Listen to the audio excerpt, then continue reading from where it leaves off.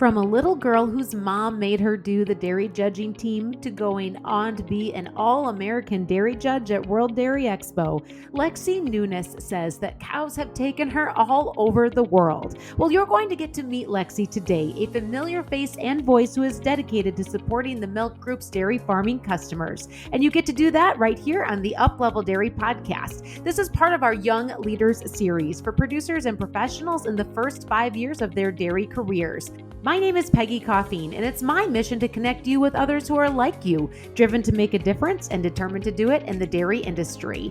And by the way, if you are a young professional or college student who is looking to make connections and hear stories of others and their path to successful careers in dairy, I have a very special invitation for you. Join me at World Dairy Expo in Madison, Wisconsin on Monday, September 30th for the National Dairy Shrine's Young Professional Luncheon and Career Connection. I'll be leading a panel with 3 young professionals who will share their experiences and how you can prepare for your next steps in the dairy industry. This exciting panel features Rachel Kurth from the MILC Group, Dueppengiesser from Acepsis, and Nick Randle from Zoetis. Find a link in the show notes or DM me to sign up. And enjoy this conversation with Lexie Nunes. Lexie, tell me a little bit about you. Yeah, so I grew up on my family's dairy farm in Central California. So I've pretty much been around cows my whole life. I started in 4-H, and my mom was actually my dairy leader in 4-H. So she really wanted to start a dairy judging team and kind of like forced all of us to do it. And especially me, I didn't have a choice because I was her daughter. So she started taking us to like contests and stuff. And I really hated it at first, but as we started working more with it, I grown to like it a little bit more. And going into high school, I wasn't super athletically inclined, so I felt like I should take what skills I did have and maybe run with those. So I continued to judge in high school, and I was really involved in FFA other than that, but dairy judging was really kind of like where I found success and what I really liked to do. So, and in that, I started to travel a little bit more with it and meet more like industry professionals. So it opened my eyes to like the opportunities that are available in dairy. So after high school, I went to Modesto Junior College. And while I was traveling for dairy judging for that, I happened to meet the coach for Ohio State. So we started talking, and next thing I knew, I was moving across the country. So I transferred to Ohio State in the fall of 2016. And while I was there, I studied ag communications with a minor in dairy science. And I kind of started my career while I was there. So I started working part-time for ST Genetics. I worked for their research farm called the Ohio Heifer Center. And I was originally hired on as a farmhand. So I worked in the maternity barn, fed calves, and did all of that. And then I transitioned into more of a communications and marketing type role. And I did that for a while. And then that turned into a full-time position after I graduated. And I actually moved to Navasota, Texas to work out of the headquarters there. So I did that for a little while. And then I had the opportunity to move back home to California, and I transitioned into a genetic services role. So I handled genomic testing for the West. And I really liked that. I got to travel a lot and meet a lot of producers and people. And then in August of 2022, I started my current role, which is a customer support specialist for MILC Group. So with that, I work with our herd management system, and I help install customers and transfer data. And yeah, it's been a really fun and exciting journey in my career. And it all goes back to 4-H, where my mom made me step out of my comfort zone.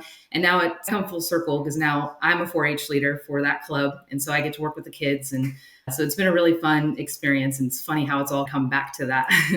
Oh my goodness, that is so full circle that now you're a leader and a dairy judging coach, I imagine, too? Yes. So I force the kids to do dairy judging just like my mom did. If they want to. I take them to some contests if they want, but they seem to like it. So it's been really fun to work with them and give them that foundation to hopefully move them into high school and continue to do that. It sounds like judging was a really foundational piece of your youth that set you up on the path that took you into your future. When you really look back on that experience, that, as you said, your mom made you do it, but clearly you found your groove, you found your gifts within judging. What did it do for you? What was it about judging that just really clicked? So my dad always said I could sell ice to an Eskimo. So I think the reasons part always was really easy for me. I was able to just like spew off what I thought I saw that day. I really found my groove with it. And then my FFA coach was very, very passionate about it. So we practiced a lot with him. And he really helped us as far as like understanding the scorecard and how to use that basically as like a math equation to put it together and place the cows that way. And I feel like that's where I found my groove. And it's just opened up so many opportunities for me. I really would not be where I am today without it, because I wouldn't have gone to Ohio State. I wouldn't have met the people that I met there and kind of started my career there. And so it's been a really big foundation for me and where I'm at today. So, Lexie, throughout your dairy judging career that you had as a young person and then on into your collegiate experience, did that ever lead you to World Dairy Expo to judge on the colored shavings? It did. So I judged twice at World Dairy Expo. I judged in the post-secondary contest when I was at Modesto Junior College. And then I judged again a couple years later for Ohio State in the collegiate contest. I've had the opportunity to go twice, so it's been a really fun experience. How big of a moment was that for you, judging at World Dairy Expo? It was really exciting. My FFA coach that I mentioned earlier, he always calls it the Super Bowl of dairy judging. So he really hyped us up for it when I went. And my collegiate year, I ended up doing pretty well. I got 7th overall. So it was a really cool experience for me to have that All-American status and feel like I had a good day. And so it was a really, really fun experience. And then I got to go back to World Dairy Expo as a professional, as an industry professional. It's interesting to see it in a different perspective, being a contestant and being there to judge and get a job done, and then going as a professional and networking and working with dairy industry professionals and dairy producers. So that was a pretty big highlight of your dairy judging career, was not once but twice getting to be on teams that judged right there on the floor at World Dairy Expo. What a crowning moment and what a shining moment for you, and all of the years of from starting out as the kid that didn't want to judge at all and that mom made you do it to getting to be an All-American dairy judge. That is awesome, Lexie. It was a really exciting journey, and I've learned a lot and met a lot of people. And like I said, I've got to travel all over the United States and the world for cows. And I never thought cows would take me that far, but it did. And I owe a lot to the dairy industry for that. You just said cows have taken you around the world. So you mentioned that they have taken you from California to Ohio to Texas and back. Where else have cows taken you?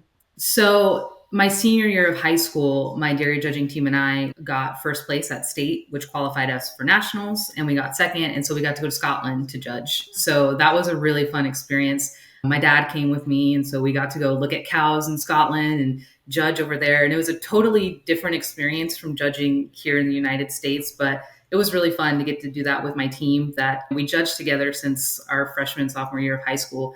We've grown really close through that and got to experience that together. So it was really fun. When you think about the skills that you learned during that activity as a youth that really prepared you, like you said, for the path that you ended up taking, what do you think are a couple of the greatest skill sets that you developed and were able to just take along with you? I think for me, it really helped a lot with just talking to people and like my public speaking in general. Fresh out of college, I was in some of the jobs that I was doing, I had to give like presentations or speak on the fly in front of people. So that kind of really helped me prepare for that. I don't do so much of that anymore, but at that time, it was really nice to have that background of like public speaking and just being able to like give my opinion on something. Yeah. And look at the doors that it opened up for you. And as you talked about the path that it led you on, Lexie, that took you from California to Ohio to Texas and now back to California again. Something else that really stands out about your story and what you shared is you talked about the communication skills and that piece of it, but also you were in roles where you were doing some hands-on animal care too when you were with ST in Ohio. That sounds like that was a little bit more of a hands-on role for you there. When I first started, I primarily worked in the maternity barn. So I was responsible for fresh cow care, taking care of baby calves and things like that. And then I also helped a little bit with our eco feed trait that ST Genetics offers. So I helped with the data collection for that, as far as like weighing heifers, measuring things. So that was primarily my job there until I moved into more of the communications type stuff. So I grew up on a farm, but it was very different from like my friends in the Midwest because we were a bigger dairy compared to that. And so I didn't milk cows growing up. I didn't do a lot of the more intensive labor things. I fed calves and I would help my dad treat cows and stuff like that. But really feel like my skill set as far as like animal handling really expanded when I was working on farm in Ohio because I had the chance to do all those things and learn. And I'm very much a learn by doing type person. So it was really helpful for me. So I'm picturing you in that role when you were working in maternity and calving in cows and getting these calves off to the right start. And I would just imagine, Lexie, that like when we talk about maternity and the cows and calves that you were dealing with, there were some pretty high value animals and ones that had potential to go on to make some pretty big impacts on the dairy industry through their genetic potential. Do you remember, were there any calves that you helped get off the ground, literally, that went on to become like bulls that you see in stud and that you know now? Yeah, there were several. Like Dawson was one of them. I think he's still in stud. And so I remember that one because my nephew's name is Dawson. So when they named him, I was like, that's funny. But yeah, I remember him. There was a lot of bulls and stuff that we calved out. So it was very important to make sure they got started off on the right foot. So we had the protocol that we followed as far as like colostrum and all of that, making sure they get all their treatments. It was really exciting to see over time. I can't think of too many right now, but to see them as baby calves and to see them grow and go into stud, and even the females that would go off to flush and do really well. And it was a really exciting time because I didn't know a lot about genetics going into that job. So I learned a lot with that and grew into that role a little bit. Now you've been with MILC Group for 2 years. What does a typical day for you look like in your role with MILC Group? Yeah, so I primarily, like I said, I work with our herd management system. So when someone agrees to go on the herd management system, I'm responsible for reaching out and I'll work with them. I make sure I transfer data from their current program if they have one, making sure that data looks good, set up any protocols for them that they would need. And then I am responsible for training and installing them to make sure that they're feeling totally confident going into it. So sometimes that requires travel, sometimes it doesn't. A lot of the times I'll do it virtually, but sometimes I'll travel on farm if the producer prefers that. So it's kind of fun. I still get that balance of I work in an office, but I also get to go on farm and see cows. So if the sales need support in certain meetings in order to like close the deal, then I help with that as well. But primarily, yeah, once the sales is done, they'll hand it off to us and then we take it over from there and we'll pretty much work with the herd moving forward if they have any questions regarding the program and all of that. Maybe explain for a minute too, a little bit about that herd management program and what problems does it solve that a dairy producer might be having within their current system? Yeah, so I think what makes us a little bit different is that we are cloud-based and we're not the only cloud-based system out there, but for a cloud-based system, it works pretty fast. Some of them get boggled down with some data and ours tends to work through that and work really fast. So you can access it from anywhere. You can be on your laptop at home, or you can go to your computer in the office at the dairy and access it. You can access it on your phone. So it makes it very accessible wherever you're at. And you can always keep track of everything on the go. And then on top of that, it's really user friendly. And there's a certain misconception with learning a new technology that it's going to be difficult. It's going to be an uphill battle, but I truly, like my unbiased opinion, like learning this program when I started this job, it was the easiest program I've ever learned. It's super user friendly and it's something that anyone can do quite literally. So that's why I think what makes it different is that making reports is easy, entering data is easy. So that's what we're aiming for, is to just make things easier for dairy producers and have all their data stored in one place for them. And you make it easy by being that person that they can call or have come out and walk with them through that transfer and that transition and help them to integrate that new system into their herds, huh? That's my goal, is to make it as easy as possible for them. So I try my best and I'm always here to answer questions. But honestly, I don't really hear from them much after the first month or so. They tend to figure it out pretty fast. So if they have questions every now and then, they'll call me and let me know. But yeah, I try to make it as smooth of a transition as I can. It sounds like you really found a great fit. 2 years now where you're at with MILC Group. And when you really take a step back and just look at the past few years since you've started your career in dairy, when you've graduated from being a youth to being a professional in the industry, what would you say are some of the biggest challenges that you faced so far? I think for me personally, and this is just what I think, I feel like the dairy industry can be an intimidating place to work in sometimes because dairymen are some of the smartest people I know, and they have to be to run the type of business that they run. And industry professionals are really smart, and some of them have 20, 30 years behind them. So coming in as a 20-something-year-old girl and walking on farm, and I'm there to be the expert, it can be a little intimidating sometimes. And it's something that I've worked through. I was always felt like I had to know everything about everything in order to be like credible. And that's not the case. And I'm learning that that's not the case. And it's okay to like ask questions. And so I'm learning how to shift my mindset to that. And since I've started doing that and like being more open about asking questions and admitting if I don't know something, I've seen so much growth in myself and in my career.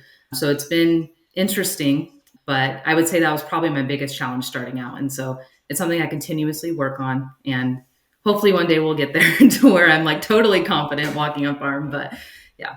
So when you think about the journey that you've been on, and you have been all over the place, Lexie, you have traveled, you have done the barn work, you've done the communications work. Now you're in that tech and support side. When you just take a minute and look back, what is the advice you would give 20-year-old Lexie?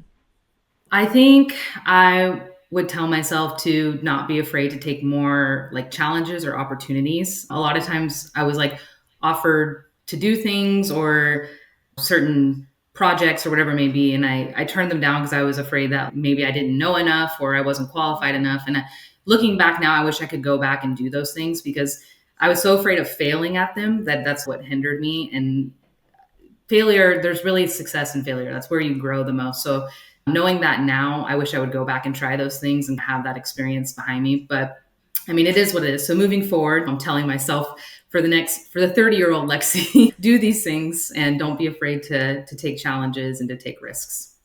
So speak about 30-year-old Lexie. What is 30-year-old Lexie doing?